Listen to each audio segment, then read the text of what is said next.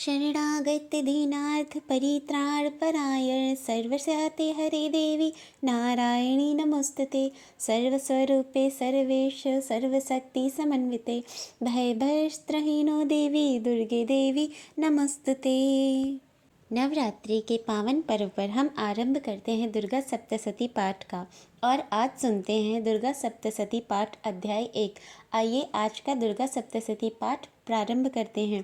दुर्गा सप्तशती पाठ के आरंभ में भगवान शिव देवी पार्वती से एक विशेष प्रश्न पूछते हैं और यह प्रश्न इसी दुर्गा सप्तशती पाठ के महत्व से जुड़ा हुआ है। आइए सुनते हैं। भगवान शिव ने कहा, हे देवी, तुम भक्तों के लिए अत्यंत सुलभ हो और सभी कर्मों का विधान करने वाली हो। इस घोर कलयुग में इच्छाओं की सिद्धि हेतु अगर कोई उपाय है तो कृपया उससे अपनी सुंदर वाणी द्वारा सम्यक रूप से मुझे बताओ। भगवान शिव की यह बात सुनकर देवी पार्वती ने कहा, हे देवेश्वर, आपका मेरे ऊपर अपार स्नेह है। इस कलयुग में सभी कामनाओं को सिद्ध करने वाला जो साधन है उसी के विषय में मैं आपको बताऊंगी और उसका नाम है अम्बा स्तुति। इसे दुर्गा सप्तशती भी कहा जाता है। इसके प्रारंभ में आता है सप्त श्लोक की दुर्गा मंत्र और इस दुर्गा सप्त श्लोक स्तोत्र मंत्र के नारायण ऋषि हैं। इसका छंद है अनुष्टक। श्री महाकाली, महालक्ष्मी और महासरस्वती इनके देवता हैं। देवी दुर्गा की प्रसन्नता हेतु सप्त श्लोकी दुर्गा पाठ में इसको समाविष्ट किया जाता है। वह भगवती महामाया देवी ज्ञानियों के चित्त को भी बलपूर्वक खींचकर मुँह में डाल सकती हैं। माँ दुर्गे आप स्मरण करने पर सभी प्राणियों का भय हर लेती हैं और स्वस्थ पुरुषों द्वारा चिंतन करने पर उन्हें परम कल्याणकारी बुद्धि प्रदान करती हैं। दुख, दरिद्रता और भय हरने वाली देवी हैं। आपके सिवा दूसरा और कौन है जिनका चित्त सभी का उपकार करने के लिए सदैव दयाद्र बना रहता है। हे नारायण, आप हर प्रकार के मंगल प्रदान करने वाली मंगलमय देवी हैं। आप कल्याणदायिनी शिवा हैं। सभी पुरुषार्थों को सिद्ध करने वाली शरणागत वत्सला, 3 नेत्रों वाली और गौरी हैं। मैं आपको नमस्कार करती हूँ। शरण में आए हुए दीन और पीड़ित जनों की रक्षा में संलग्न रहने वाली और सभी की पीड़ा दूर करने वाली नारायणी देवी आपको नमस्कार है। हे सर्वस्वरूपा सर्वेश्वरी और सब प्रकार की शक्तियों से संपन्न हे दिव्य स्वरूपा दुर्गे देवी, आप सभी भयों से हमारी रक्षा करें। आपको नमस्कार है। हे देवी, आप प्रसन्न होने पर सभी रोगों को नष्ट कर देती हैं और क्रोधित होने पर मनोवांछित सभी मनोकामनाओं का नाश कर देती हैं। जो भी मनुष्य आपकी शरण में जा चुके हैं उन पर विपत्ति तो आती ही नहीं, आपकी शरण में आए हुए प्रत्येक मनुष्य दूसरों को शरण देने वाले बन जाते हैं। हे सर्वेश्वरी देवी, आप इसी प्रकार तीनों लोकों की समस्त बाधाओं को शांत करें और हमारे शत्रुओं का नाश करती रहें। और इस प्रकार दुर्गा सप्तशती पाठ से पूर्व पढ़ा जाने वाला सप्तश्लोकी दुर्गा कवच संपूर्ण हुआ। आइए अब हम दुर्गा सप्तशती पाठ के प्रथम अध्याय का श्रवण करते हैं। नवरात्रि के पावन दिनों में प्रत्येक दिन इस दुर्गा सप्तशती का पठन या फिर श्रवण करना चाहिए। श्री दुर्गाय नमः। प्रथम अध्याय मेधा ऋषि द्वारा राजा सूरत और समाधि को भगवती की महिमा बताते हुए मधु और केटक बंध के प्रसंग का वर्णन। ओम प्रथम चरित्र के ब्रह्मा ऋषि, महाकाली देवता, गायत्री, छंद, नंदा, शक्ति, रक्तदिका, बीज, अग्नि तत्व और ऋग्वेद स्वरूप हैं। देवी महाकाली देवताओं की प्रसन्नता के लिए प्रथम चरित्र के जप में विनियोग किया जाता है। भगवान विष्णु के सो जाने पर मधु और केटक को मारने के लिए कमल जन्मा ब्रह्मा जी ने जिनका स्तमन किया था, उन महाकाली देवी का मैं सेवन करती हूँ। वे अपने 10 हाथों में खड्ग, चक्र, गदा, बाण, धनुष, परिघ, शूल, भुजंडी, मस्तक और शंख धारण करती हैं। इस देवी के 3 नेत्र हैं। वे सभी अंगों में दिव्य आभूषणों से सुशोभित हैं। उनके सुंदर शरीर की कांत नीलमणि के समान है। वे 10 मुख और 10 पैरों से युक्त हैं और ऐसी चंडी देवी को नमस्कार है।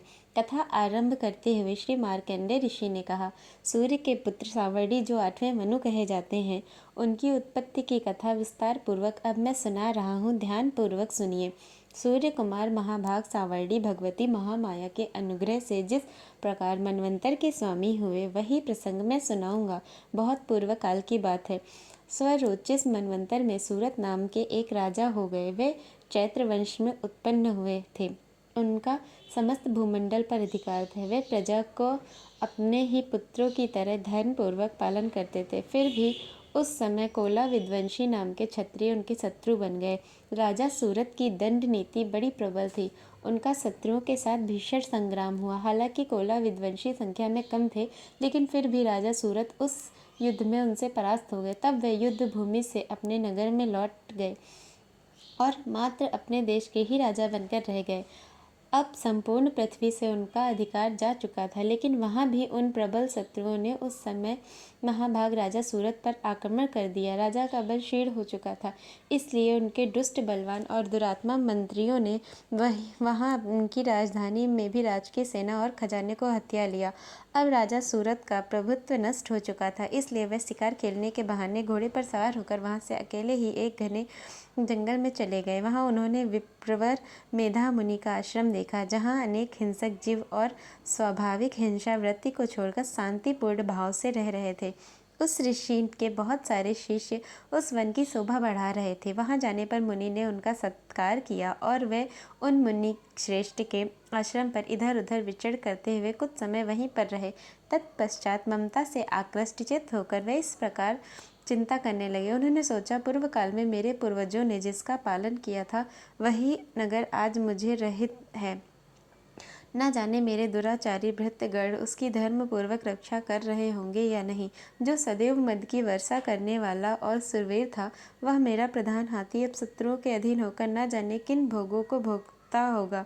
जो लोग मेरी कृपा, धन और भोजन पाने से सदा मेरे पीछे पीछे चलते हैं, वे निश्चय ही अब दूसरे राजाओं का अनुसरण करते होंगे। उन अव्ययी लोगों के द्वारा सदैव खर्च होते रहने के कारण अत्यंत कष्ट से जमा किया हुआ मेरा वो खजाना खाली हो जाएगा। यह और ऐसी अनेक बातें राजा सूरत निरंतर सोचते रहे। एक दिन उन्होंने वहाँ ऋषि मेधा के आश्रम के निकट एक वैश्य को देखा। उसे देखकर उन्होंने पूछा, भाई तुम कौन हो?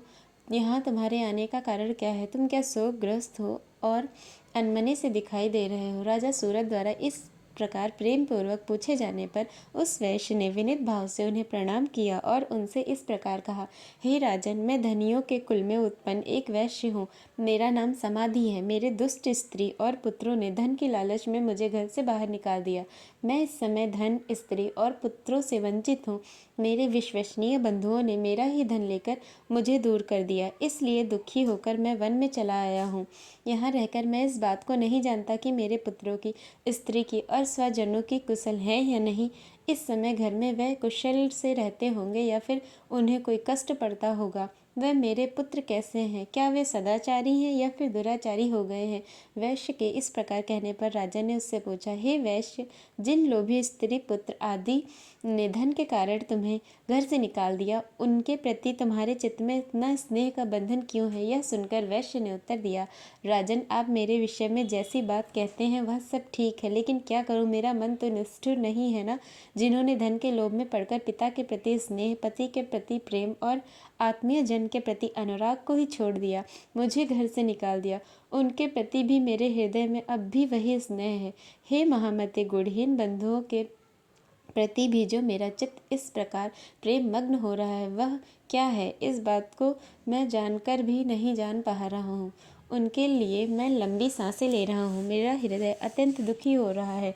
उन लोगों में प्रेम का सर्वदा अभाव है, फिर भी उनके प्रति जो मेरा मन निष्ठुर नहीं हो पाता, उसके लिए मैं क्या करूँ? इस कथा को आगे बढ़ाते हुए ऋषि मार्कंडेय ने कहा, उसके बाद राजाओं में श्रेष्ठ सूरत और वह समाधि नामक वैश्य दोनों ही साथ साथ मेधा मुनि की सेवा में उपस्थित हुए। उनके साथ यथा योग्य, न्याय अनुकूल, विनय पूर्व बर्ताव करके बैठ गए। तत्पश्चात वैश्य और राजा ने कुछ वार्तालाप आरंभ किया। राजा ने कहा, हे भगवान, मैं आपसे एक बात पूछना चाहता हूँ, कृपया उससे बताइए।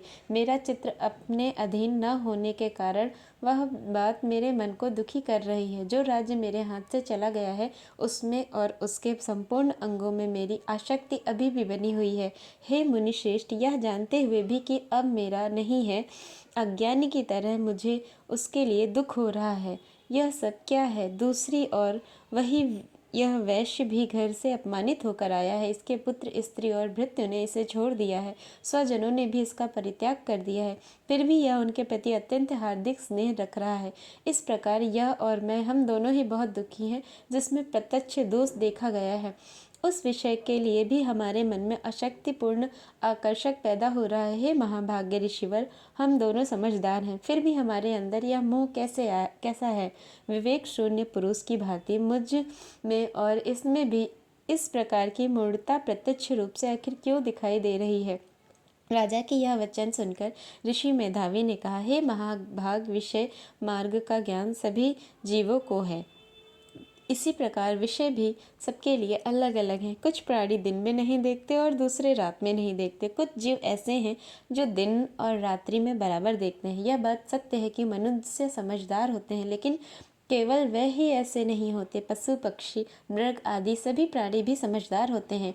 मनुष्यों की समझ भी वैसी ही है जैसी उन मृग और पक्षियों की होती है। जैसे मनुष्यों की होती है वैसी उन मृग पक्षी आदि की समझ होने के बाद भी उन्हें प्राणी कहा जाता है। यह और अन्य बातें भी प्राय दोनों में समान हैं। समझ होने पर भी इन पक्षियों को देखो, यह स्वयं भूख से पीड़ित होते हुए भी मोहवश बच्चों की चोंच में कितने चाव से अन्न के दाने डाल रहे हैं।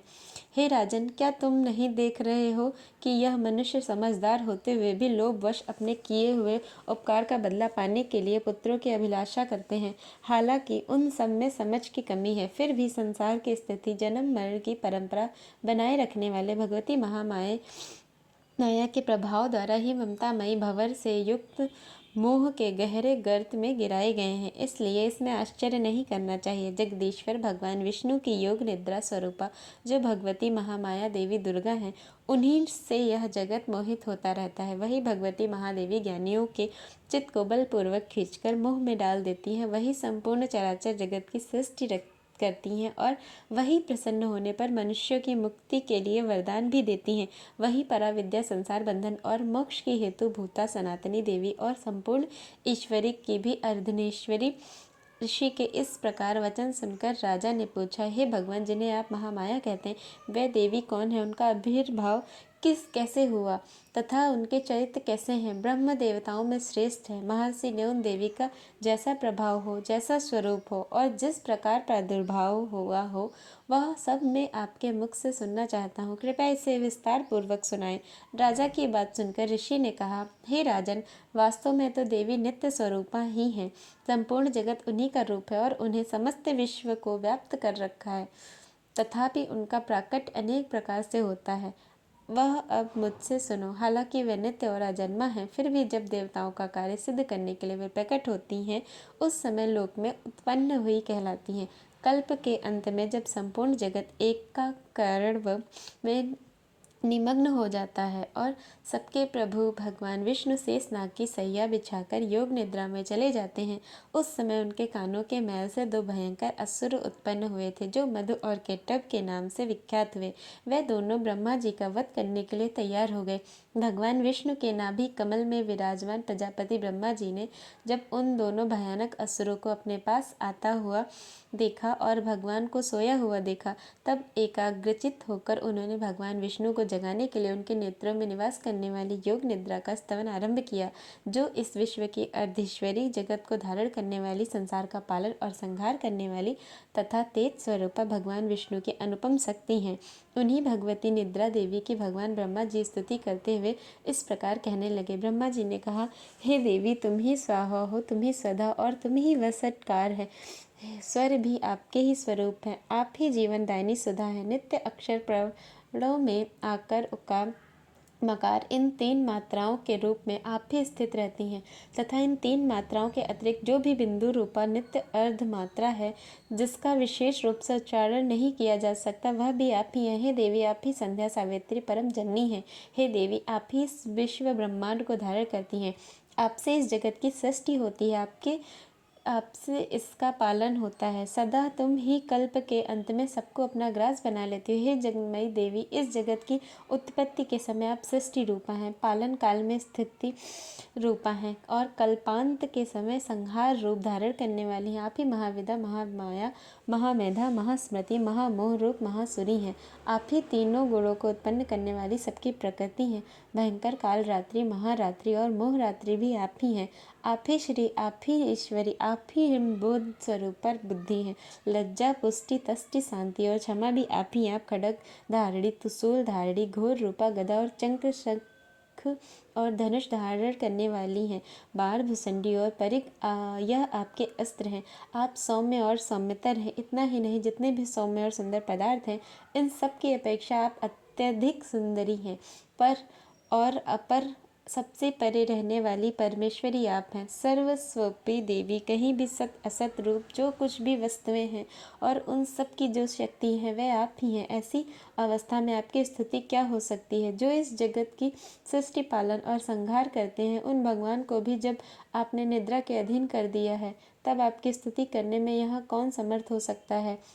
मुझको, भगवान शंकर को और भगवान विष्णु को भी तुमने अपने शरीर में धारण किया है, अतः आपकी स्तुति करने की शक्ति किस में है? हे देवी, आप तो अपने इन उदार प्रभाव से ही प्रशंसित हैं। यह जो दोनों दुर्धर असुर मधु और केटभ हैं, इनको मुंह में डाल दो और जगदीश्वर भगवान विष्णु को शीघ्र ही जगा दो। साथ ही इनके भीतर इन दोनों महान असुरों को मार डालने की बुद्धि उत्पन्न कर दो। हे राजन, जब ब्रह्मा जी ने वहाँ मधु और केटभ को मारने के उद्देश्य से भगवान विष्णु को जगाने के लिए तमोगुण की अधिष्ठी देवी योग निद्रा की इस प्रकार स्तुति की, तब वह भगवान के नेत्र, मुख, नासिका, बाहु, हृदय और वक्ष स्थल से निकलकर अव्यक्त जन्मा ब्रह्मा जी की दृष्टि के समक्ष उपस्थित हो गए। योग निद्रा से मुक्त होने पर जगत के स्वामी भगवान जनार्दन उस एकड़व के जल में शेषनाग की सैया से जाग उठे। फिर उन्होंने उन दोनों असुरों को देखा। वे दुरात्मा मधु और केटभ अत्यंत बलवान और पराक्रमी थे। क्रोध से लाल आंखें किए ब्रह्मा जी को खा जाने के लिए उद्योग कर रहे थे। और तब भगवान श्री हरि ने उठकर उन दोनों के साथ 5000 वर्षों तक मात्र बाहु युद्ध किया।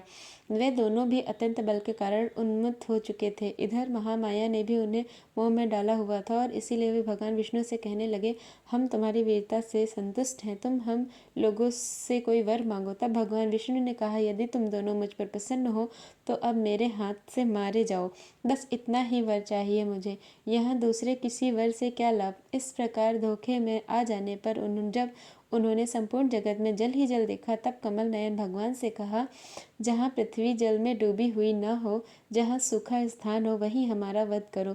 तब तथास्तु कहकर शंख, चक्र और गदा धारण करने वाले भगवान ने उन दोनों के मस्तक अपनी जांग पर रखकर चक्र से काट डाले। और इस प्रकार यह देवी महामाया ब्रह्मा जी की स्तुति करने पर स्वयं प्रकट हुई थी।